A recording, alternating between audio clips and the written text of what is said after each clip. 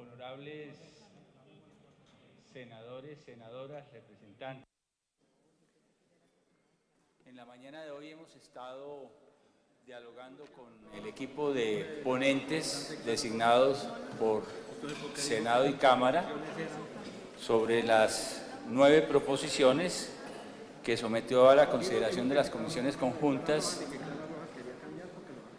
la Fiscalía General de la Nación, con la coadyuvancia del representante ponente, el doctor Hernán Penagos.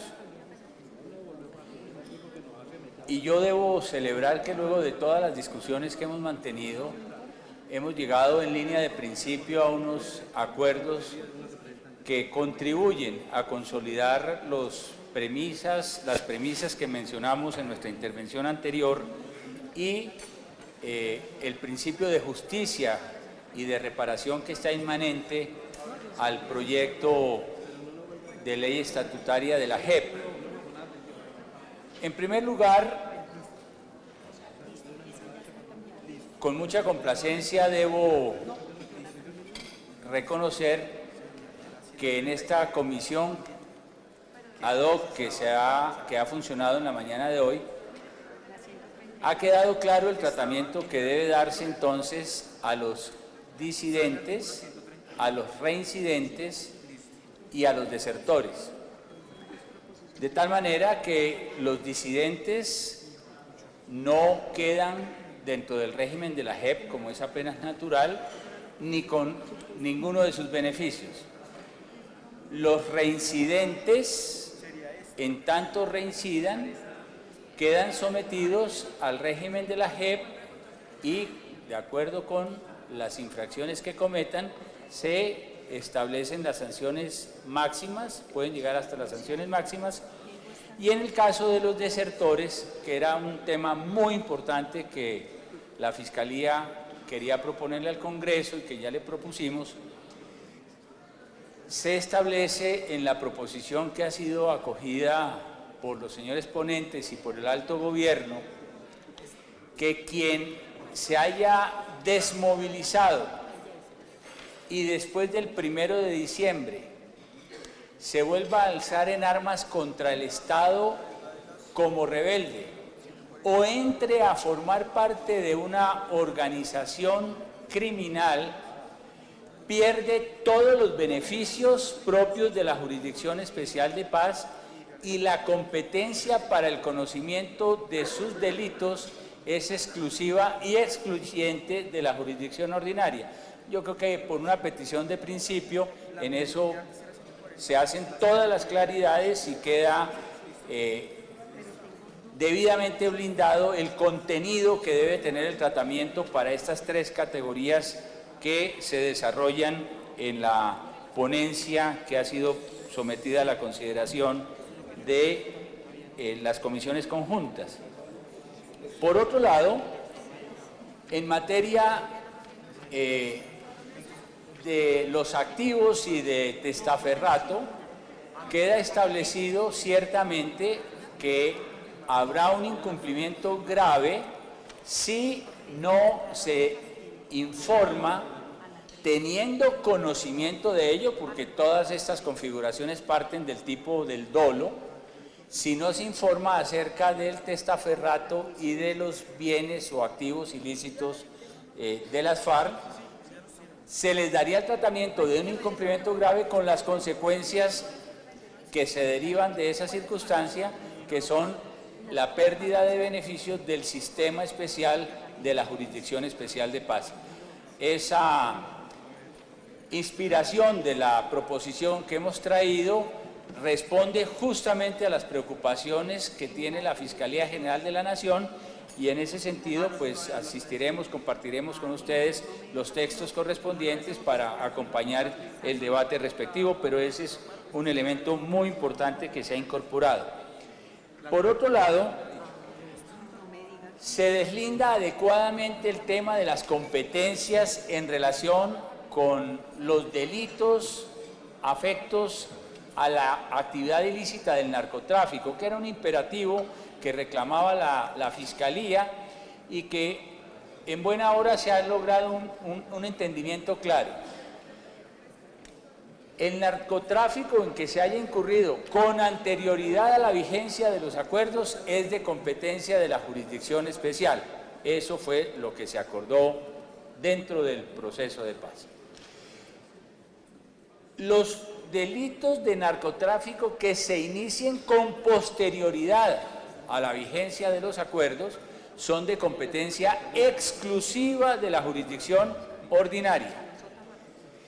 Y si se trata de un delito de narcotráfico que inició antes del 1 de diciembre y continúa con posterioridad al 1 de diciembre, queda claramente establecido en desarrollo del deber que le impone el acto legislativo número 1 del 2017 al legislador al promulgar la ley estatutaria, queda plenamente establecido que la competencia es de la jurisdicción ordinaria, es decir, la Fiscalía General de la Nación asumiría la competencia en esos casos y con base en la legislación que se aplica corrientemente a cualquier ciudadano cuando incurra en una violación al artículo 375, al 376 o al 377 del Código Penal.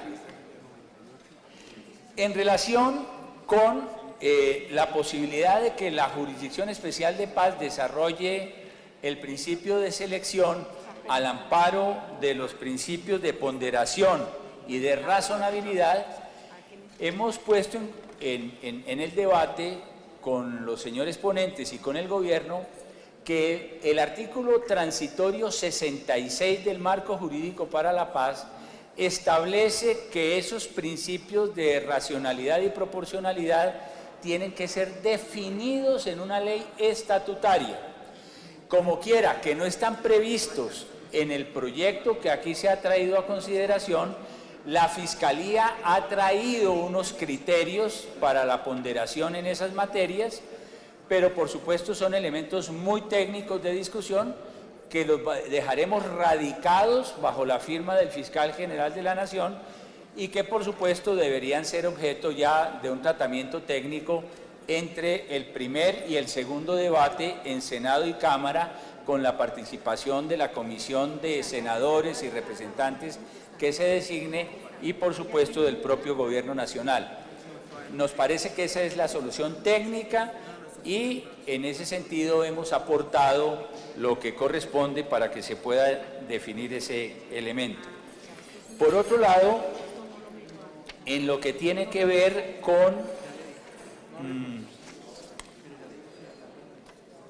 la suspensión de jurisdicción respecto de los agentes del conflicto, se ha dicho que hay unas actuaciones procesales que mientras se instaura la Jurisdicción Especial de Paz no deben consolidarse en la jurisdicción ordinaria. Y eso tiene que ver con todos los agentes del Estado y con los desmovilizados y los terceros. Como se trata de elementos tan técnicos, porque eso diría relación con procesos relacionados con Ley 600 o con Ley 906, tenemos que identificar claramente cuáles son las diligencias que no pueden llevarse a cabo. Hay un claro entendido que no se va a hacer imputaciones, acusaciones, resolución de situación jurídica en Ley 600, etcétera. Pero hay otras actuaciones procesales que también tienen que desarrollarse y habrá que definirlo técnicamente en el texto. El tiempo no dio para definir esos casos, entonces la propuesta es que se defina esto tal como viene en la ponencia y para el segundo debate presentaremos un acuerdo conjunto entre el Gobierno, la Comisión de Ponentes y la Fiscalía General de la Nación para que en estas materias haya absoluta claridad. Lo que sí tenemos que preservar, y en eso quiero ser absolutamente claro para el acuerdo que venga hacia adelante, es que no haya una interrupción de jurisdicción. Aquí hay un principio inmanente en el proyecto de la Ley de la Justicia Especial de Paz, según el cual las investigaciones continuarán y deben continuar para todos los agentes del conflicto, fundamentalmente para poder recabar pruebas que nos permitan consolidar los informes que se van a presentar a la Jurisdicción Especial de Paz. Y eso implica poder practicar todas las diligencias probatorias que van a enriquecer estos informes y que van a justificar la entrega de los mismos a la Jurisdicción Especial de Paz dentro de los plazos que han sido establecidos. Por esa razón, nosotros consideramos que no se pueden prohibir todas las prácticas de pruebas, como podría en un momento dado inspirar la redacción que tiene el proyecto tal como ha sido presentado en la ponencia, pero vamos a definir esos temas técnicamente, vamos a someterlos a la consideración del Congreso para el segundo debate. Y por último, también celebrar que en materia de compulsas de copias se ha llegado claramente al entendimiento de que las compulsas deben pasar a la Jurisdicción Especial de Paz y que se refiere no solamente a quienes sean agentes o líderes de las organizaciones, sino a las personas a las que se refiera en general las compulsas de copias que se produjeron al amparo de la Jurisdicción de Justicia y Paz y que deben ser de conocimiento de la Jurisdicción Especial de Paz.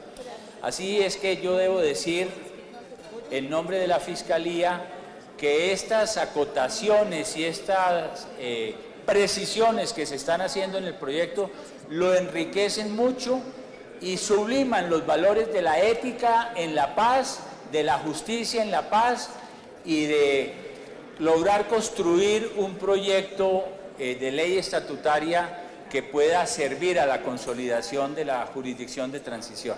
Eso sería lo que tendría para decir, señor presidente. Muchas gracias, señor fiscal. El doctor Penagos.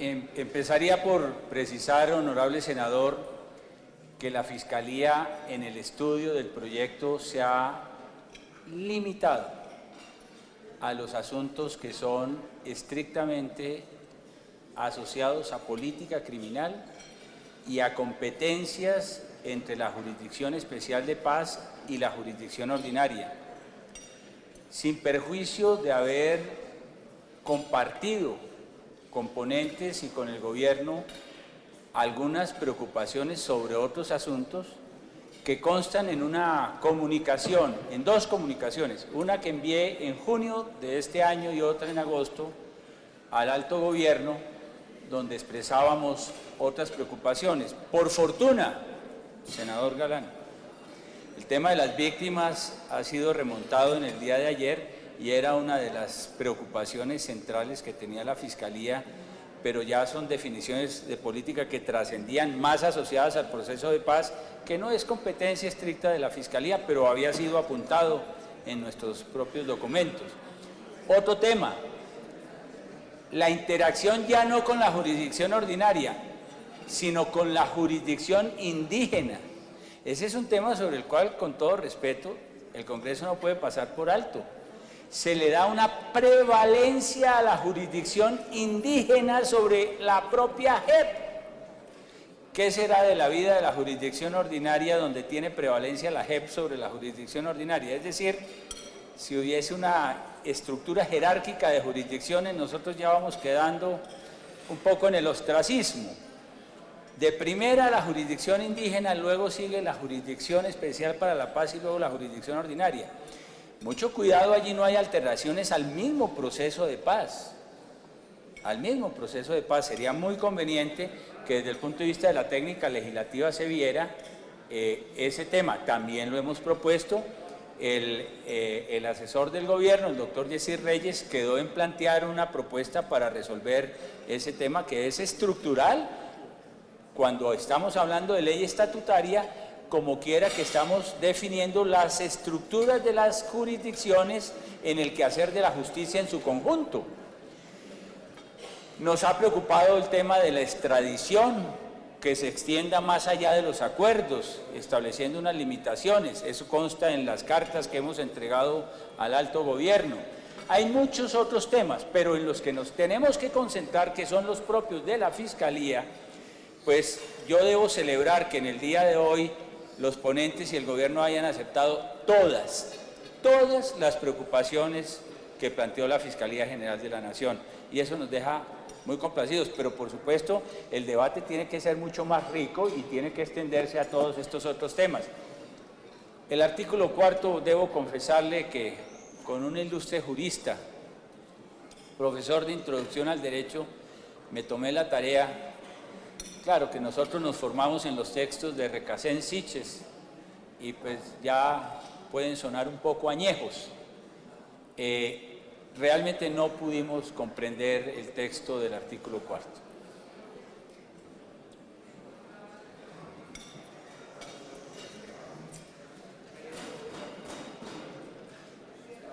Tiene el uso de la palabra para una pregunta el doctor Juan Manuel Galán. Muchas gracias, presidente. Señor fiscal, muy buenas tardes. Simplemente, pues ayer logramos incluir dos modificaciones importantes, una en el artículo 15 en materia de los derechos de las víctimas, para que tengan garantías en el espíritu de lo que fue aprobado en la reforma constitucional, en el acto legislativo, que tengan garantías de acceso a la verdad judicial a través de los procedimientos de la JEP y que esta participación sea activa para que los procesos avancen con más celeridad y de alguna manera también queden blindados jurídicamente a la luz de los estándares internacionales de justicia que pues van a verificar efectivamente cuál fue la participación y las garantías que tuvieron las víctimas más adelante. Pero quería preguntarle más precisamente en la segunda modificación que introdujimos en materia de protección a las víctimas y testigos. Entiendo que esa es una responsabilidad que en la justicia ordinaria le compete a la Fiscalía, pero quería ver cómo ve usted esa posibilidad y cómo se pueden desarrollar esos mecanismos para evitar que esas víctimas y esas personas que se van a acercar a la justicia transicional pues teman por su vida o puedan ser asesinadas o amenazadas o amedrentadas en el desarrollo de los procedimientos de la Justicia Especial para la Paz. Gracias, fiscal. Gracias, señor presidente. Tiene el uso de la palabra, señor fiscal.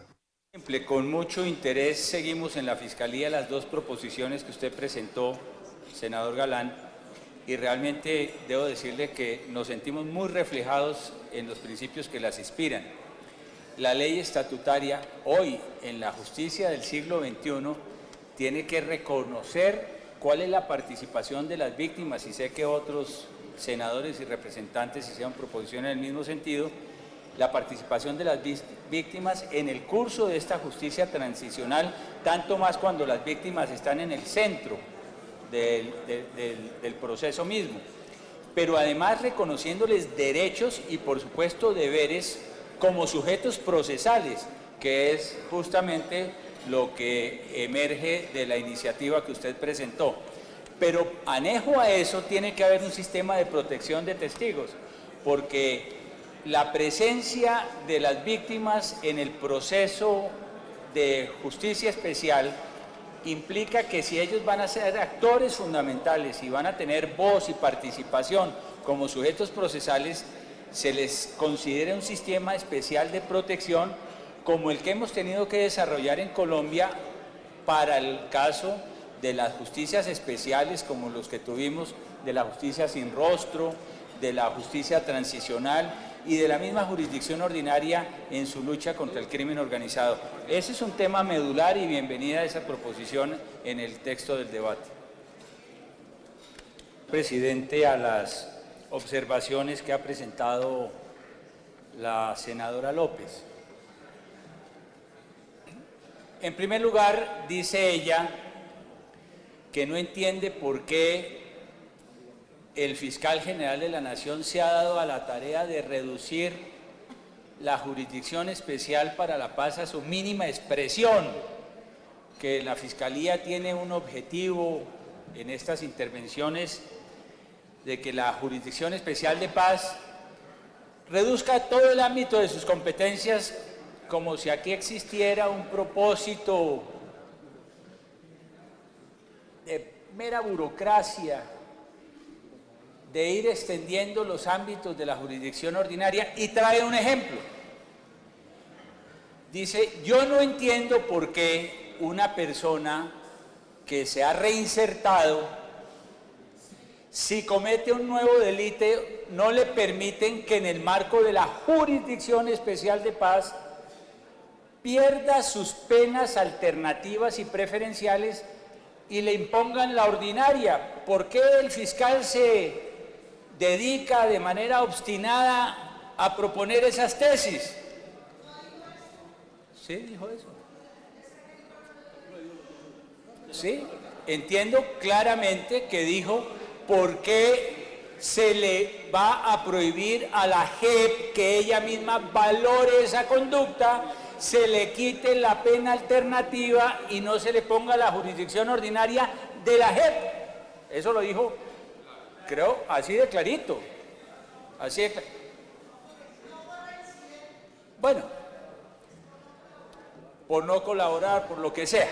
Yo entonces le hice un agregado y necesitamos de intérprete la senadora López y yo. Muchas gracias, doctora Angélica. Ya así nos vamos entendiendo mucho mejor. Y resulta, para tranquilidad de todos, que el fiscal no está proponiendo semejante desafío.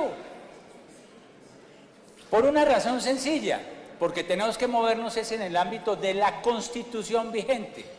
Y resulta que la Constitución, en el acto legislativo número 1 del 2017, en el artículo 5º transitorio, dijo expresamente que en estos casos la JEP evaluará, los casos a los que nos estamos refiriendo, los casos es cuando se cometa un nuevo delito por parte de los que se reinsertaron a la vida civil.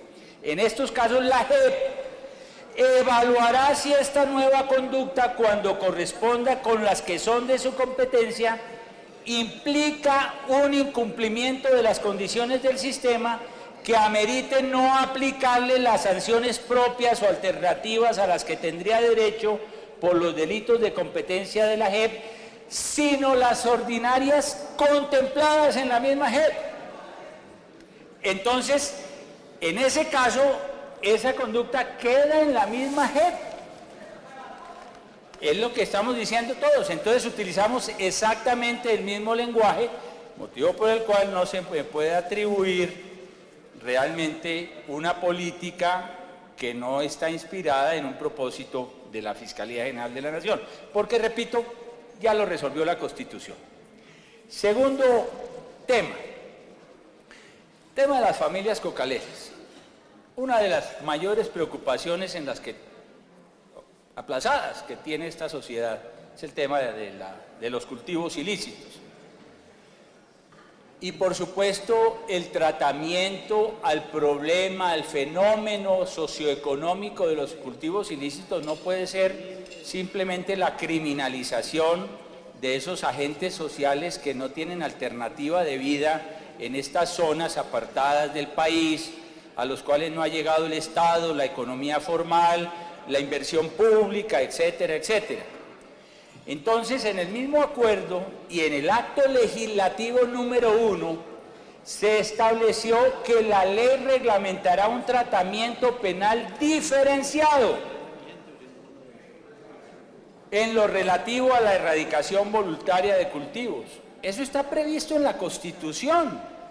Entonces, lo que requiere es un desarrollo legislativo, en lo cual yo creo que usted y yo vamos a estar de acuerdo alguna vez para decir que el tratamiento penal diferenciado no puede ser que las mujeres que se dediquen a los cultivos ilícitos no van a ser sujetos de punibilidad porque vamos a revictimizar a la mujer en Colombia.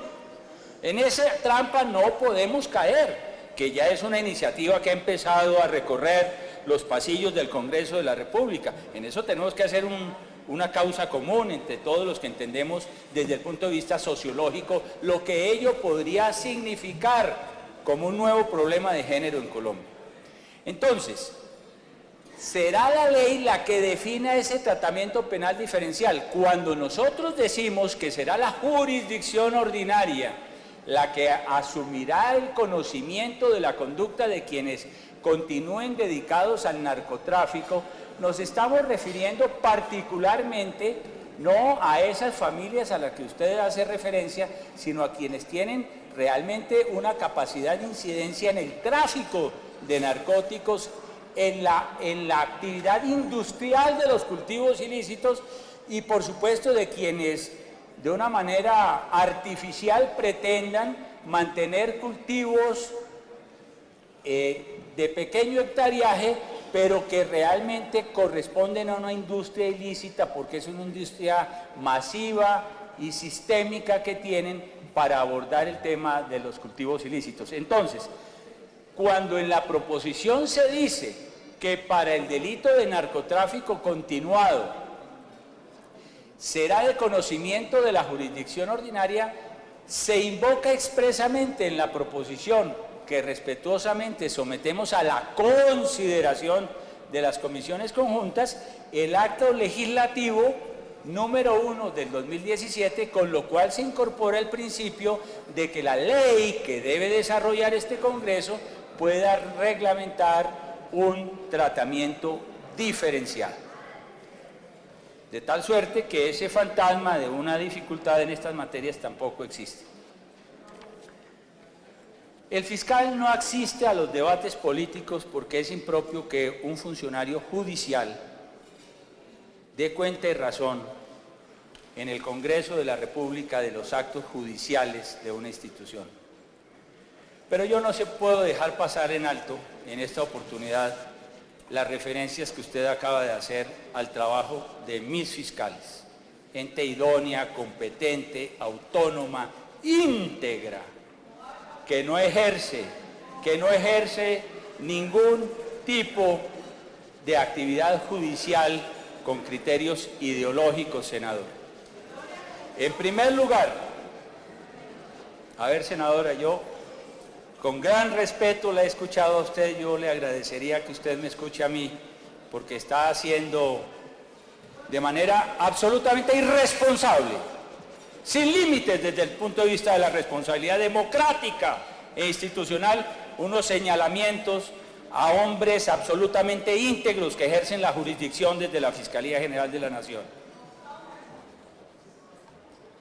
El señor Moreno, por acción de este fiscal, está con una puerta en la extradición, está siendo judicializado en Colombia gracias a la acción del fiscal general de la Nación. Le vamos a Perdón, pedir, senadora, señor fiscal, le vamos a usted pedir- no le cree ni a los agentes. señor fiscal y a la senadora Claudia López, le vamos a pedir prudencia. Ustedes tienen la moción de réplica, si no nos veremos abocados a aplicar la ley quinta. Quiero aprovechar, señor fiscal, la Comisión Primera del Senado se quiere declarar en sesión permanente. Sí lo quiere la Comisión Primera por unanimidad, señor presidente de la sesión permanente. La Comisión Primera de Cámara se quiere declarar en sesión permanente. Sí lo quiere, señor presidente, por unanimidad de los asistentes la sesión permanente. Continúe, señor fiscal. Bueno, esa referencia yo me limito a lo que dijo el agente diplomático de los Estados Unidos, el embajador de Estados Unidos en Colombia, lo leímos el domingo. El caso del señor Moreno, dice expresamente el embajador de los Estados Unidos, es un caso construido en Colombia por la Fiscalía en Colombia, al cual nosotros, comillas, le pusimos un granito de arena, cierro comillas. Pero bueno, usted tiene otra versión de los hechos, distinta a la que piensan los agentes americanos. Está bien, cada cual tiene derecho a formarse sus propias verdades.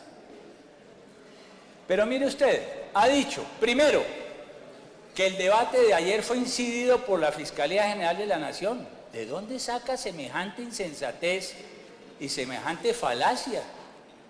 Bienvenidos todos esos debates maravillosos que se hagan. ¿En qué intervino el fiscal general de la Nación en esa materia? Yo estaba trabajando en los temas que hemos dado a conocer en el día de hoy, en materia de justicia. Segundo, senadora, que no le quepa duda al país, que no le quepa duda a Colombia. La justicia en Colombia es para todos. Al fiscal general de la Nación no le van a amarrar las manos con la tesis de que cuando unos sectores de la política colombiana ven que parte de su membresía es objeto de su judicialización, entonces en esos casos hay claramente una persecución política. Ni más faltaba.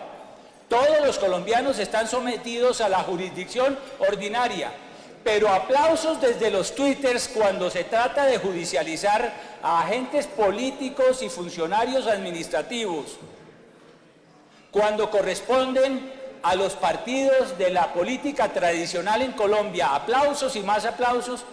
Llevamos más de 1.100 funcionarios públicos judicializados por corrupción en Colombia, senadora, sin ningún tipo de miramiento político. Muchos de ellos, y permítame para no hablar con eufemismos, muchos de ellos del partido Cambio Radical. De hecho, el lunes pasado, en las 5 imputaciones que se hicieron, 3 son claramente amigos de Cambio Radical, según me lo han informado en estos días. Pero no, lo que quieren concentrarse es en los amigos de quienes hacen oposición política en Colombia para decir, ellos sí tienen un régimen de inmunidad especial, con relación a ellos no puede tocar puertas la justicia. Ni más faltaba que nos traten de amarrar las manos, señora senadora. No va a ocurrir con el fiscal general de la Nación. No va a ocurrir. No va a ocurrir. Señor secretario, La fiscalía no es apéndice de ningún directorio político, ni reconozco ninguna jefatura política. Desde que crucé el umbral de la justicia, no tengo sino un jefe, que es la Constitución Nacional. señor secretario, señor fiscal, me da un segundo. Señor secretario, lea el artículo 8º, literal 9º, para que le quede claro a todos los miembros de estas comisiones conjuntas. Y después de leído... Concluyo, señor presidente, simplemente diciendo que en los medios quieren discutirse los procesos judiciales y el fiscal no va a caer en esa trampa. En el sistema penal acusatorio, el deber de los fiscales es llevar ante los jueces de garantías constitucionales, las pruebas que ellos tienen con el objeto de que se establezca si se han hecho capturas lícitas, si las imputaciones son procedentes y si hay lugar o no a adoptar medidas de aseguramiento.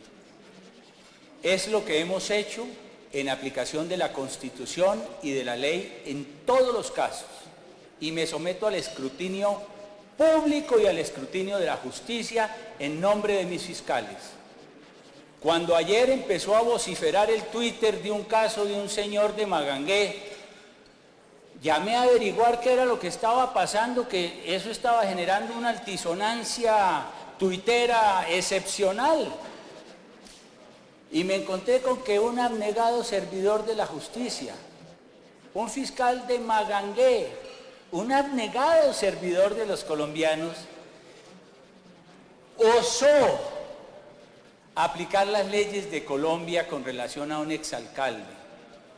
Y me dijo, en ejercicio de mi autonomía lo que he hecho es lo siguiente, señor fiscal, y voy a proceder en el día de mañana, o sea, hoy, a imputar nada menos que los siguientes delitos: peculado por apropiación, celebración de contratos de manera irregular y falsedad ideológica en documentos. Esos 3 delitos chiquitos, honorable senadora, como ya procedió a hacerlo según he sido informado.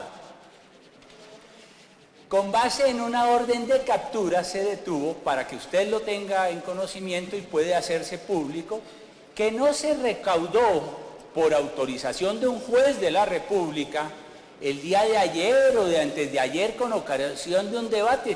Es que yo no puedo empezar a averiguar cuáles son las personas de los afectos de los congresistas para establecer cuál es el régimen de inmunidades y publicarlo en una tabla para que los 5.500 fiscales de Colombia se abstengan de actuar con ellos. Ni más faltaba que vayamos a politizar la justicia, eso sí, de esa manera, ni más faltaba.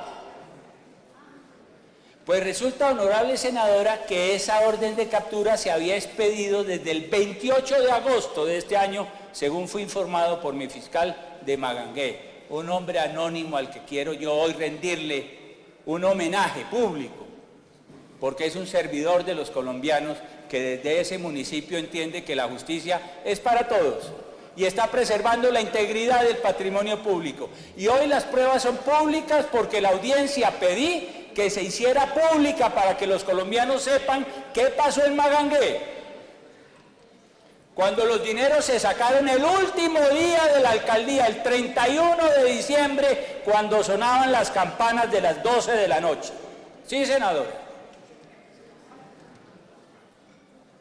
Esas pruebas son públicas, de tal manera que le hace mucho bien a la democracia y a la justicia que se entienda en Colombia que la justicia es para todos, y que no se vaya a empezar a crear la tesis de que hay que apelar a las cortes internacionales y a los organismos internacionales de justicia, que porque se está politizando la justicia en Colombia. Lo que pasa es que la justicia empezó a actuar frente a todas las modalidades de corrupción, públicas, privadas, en el Poder Judicial, y lo estamos haciendo sin ningún tipo de beneficios o de privilegios, porque la ley tiene que caerle a todos los colombianos por igual, y en eso es en lo que estamos. Le agradezco la oportunidad que usted me da para, en consecuencia, decirlo desde este foro al resto del país, dado que yo no utilizo los medios de comunicación para referirme a los temas de la justicia.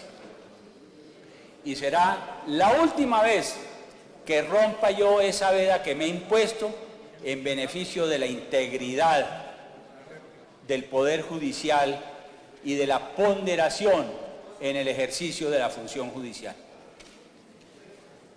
Doctor Bustos,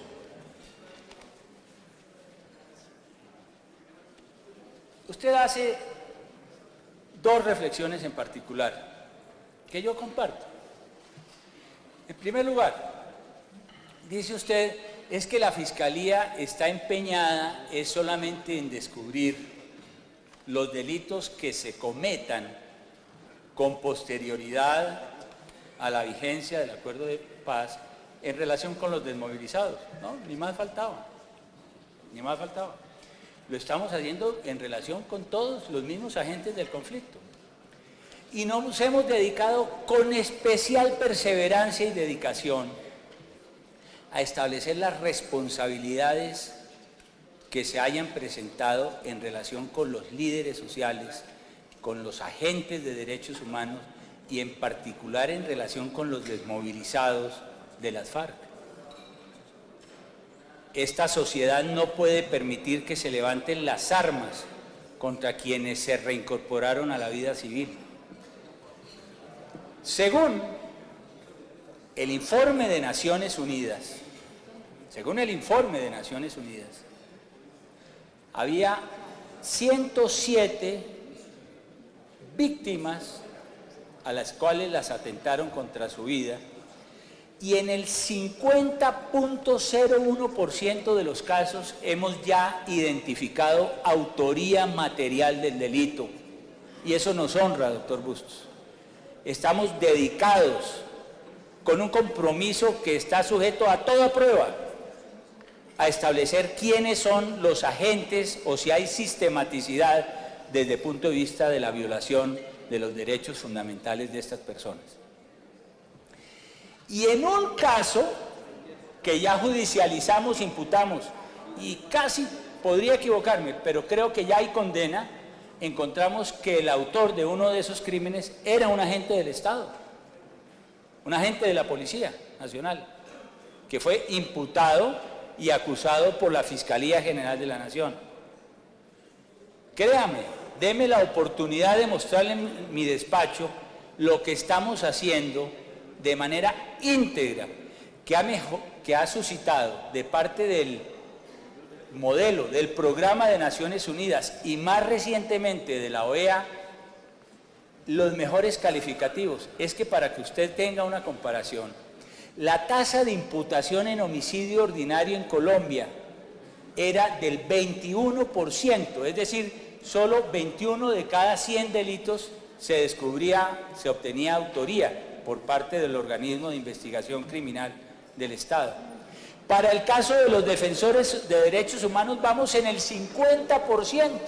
Hemos dedicado toda la capacidad, toda la infraestructura, toda la inteligencia de investigación criminal a obtener autoría en las condiciones más complejas del mundo. Porque como he tenido oportunidad de decírselo a la comunidad internacional, estos delitos no se cometen en Madison Avenue, en Nueva York, donde todo el mundo tiene cámaras, donde existen las cámaras de la ciudad. No, todos estos delitos se están cometiendo es en los lugares más apartados, lejanos de los centros urbanos y de los centros municipales. Y lograr ya identificar con inteligencia de telefonía celular particularmente autoría en un 50% de los casos es algo que nos honra y que ha merecido los mejores comentarios de Naciones Unidas y del sistema de la Organización de Estados Americanos. En eso somos absolutamente leales a la preservación de la vida de los desmovilizados y de los líderes de derechos humanos y los líderes sociales. Ahora bien, ¿qué pasa con los bienes no incluidos?